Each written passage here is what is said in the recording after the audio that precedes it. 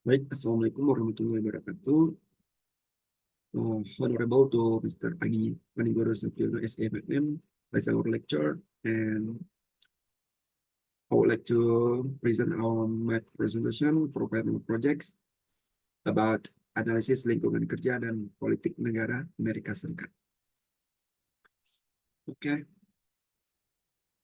without wasting more time, let me go to the topic. Okay, latar belakang masalah. Amerika Serikat merupakan negara demokrasi di mana suara tertinggi berada di tangan masyarakat. Dalam pembuatan kebijakannya, negara demokrasi harus memasukkan suara rakyat, dan suara rakyat bisa terwakili di dalam Dewan Perwakilan Rakyat atau disebut juga dengan Kongres. Dalam pembuatan kebijakannya, Kongres sebagai Dewan Legislatif tidaklah sendiri, melainkan bekerja sama dengan Presiden sebagai Dewan Eksekutif.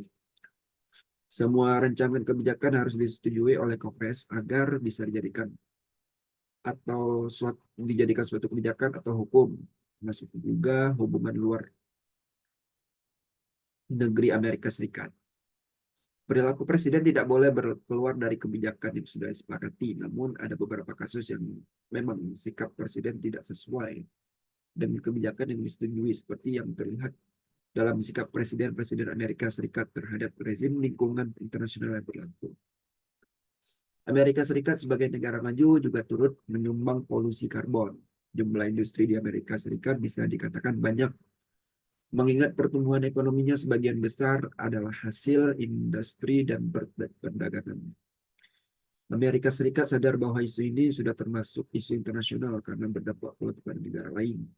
Oleh karena itu, Amerika Serikat mengambil komitmen untuk yang pertama kalinya dalam masalah lingkungan pada tahun 1990.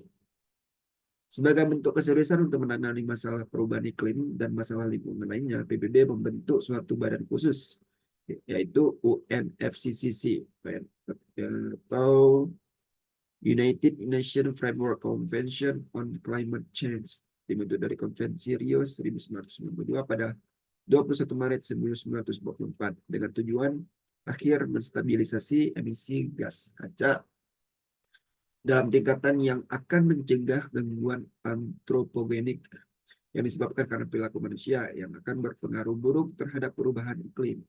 Maka dari itu, UNFCCC membuat protokol Kyoto sebagai protokol pertama tentang lingkungan agar tujuan UNFCCC bisa tercapai. Protokol Kyoto menjadi pedoman negara industri untuk mengurangi emisi gas rumah kaca dengan kadar minimal 5,2% dari tingkat emisi pada tahun 1990. Diperlukan pembaruan rezim lingkungan agar semua negara dapat berpartisipasi dalam mengatasi perubahan iklim dan lingkungan secara adil. Maka dibuatlah Paris Agreement sebagai pembaruan dari protokol Kyoto. Paris Agreement atau PA atau biasa disebut dengan Paris Accord adalah perbaruan terbaru dari protokol Kyoto 1995 yang dibuat pada 12 Desember 2015 dan baru dimulai penandatanganan pada 22 April 2016. Tujuan Paris Agreement yaitu membuatkan respon global terhadap satu ancaman yang serius berupa perubahan iklim dengan menjaga suhu global pada tahun 2020 di bawah 2 derajat Celcius. Amerika Serikat menjadi negara yang aktif dan terdepan untuk mengatasi masalah lingkungan. Dibuktikan dengan ditutupnya industri yang menggunakan bahan bakar fosil yang dapat menyebabkan emisi berlebih dan terus mengembangkan teknologi yang ramah lingkungan. Kemudian masalah muncul ketika pergantian presiden dari Presiden Obama ke Presiden Donald Trump. Presiden Donald Trump mengumumkan pada 1 Juni 2017 bahwa Amerika Serikat akan menarik diri dari Paris Accord dan menghentikan segala bentuk MDC yang telah disepakati oleh Amerika Serikat.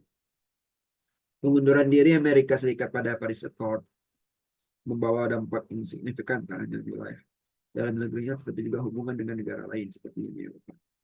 Itu jauh dari administrasi 4 presiden dari kebijakan luar negeri terkait rezim tentang lingkungan.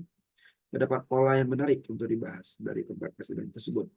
Di antara Presiden Clinton dan Obama yang pro terhadap rezim lingkungan, sedangkan Presiden Bush dan Trump justru menolak rezim tersebut.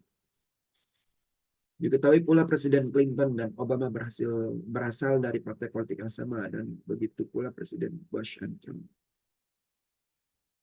Politik luar negeri Amerika Serikat. Amerika Serikat menggunakan politik luar negerinya dalam menyelesaikan suatu permasalahan dimulai dari politik luar negeri Amerika Serikat.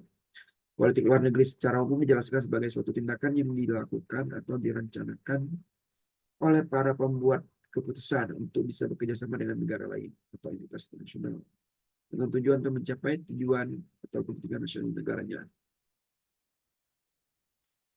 Nilai-nilai yang diperjuangkan Amerika Serikat yaitu nilai demokrasi.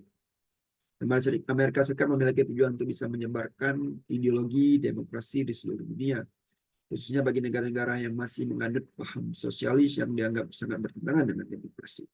Penyebaran demokrasi secara konsisten memajukan banyak nilai-nilai penting seperti kebebasan individu dari penindasan politik, kekerasan mematikan, dan pelapor. Nilai yang kedua, nilai HAM. Perlindungan HAM yang mendasar adalah sebagai batu fondasi dalam mendirikan Amerika Serikat dari 200 tahun yang lalu. Di mana selain mempromosikan perdamaian sebagai syarat eksternal demokrasi, salah satunya adalah mengenai penentuan nasib sendiri dan sebagai perlindungan hak asasi manusia. Nilai yang ketiga, mencegah terorisme. Terorisme bukanlah fenomena baru bagi Amerika Serikat. Banyak orang Amerika Serikat yang saat ini menganggap terjadinya terorisme sebagai suatu hal yang langka atau unik. Tapi sebenarnya adalah benang merah dan umum terjadi dalam sejarah negara tersebut. Tapi terkadang beberapa kekerasan politik yang terjadi seringkali tidak diakui atau dilabeli sebagai tindakan terorisme. Tujuan tertinggi kebijakan keamanan nasional Amerika Serikat adalah untuk mencegah serangan senjata nuklir atau biologis terhadap wilayah negaranya, warga sipil atau pasukan militer.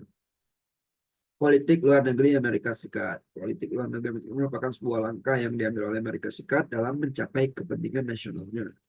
Terdapat tiga nilai. Ya, yang pertama yaitu ekspansionisme. Ekspansionisme dilakukan melalui adanya doktrin Monroe.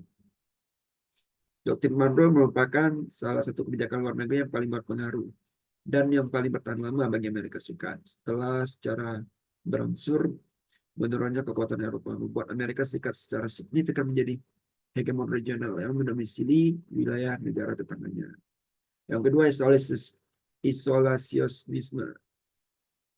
Prinsip pendirian kebijakan luar negeri Amerika Serikat terdiri sendiri adalah isolasionisme dan unilateralisme.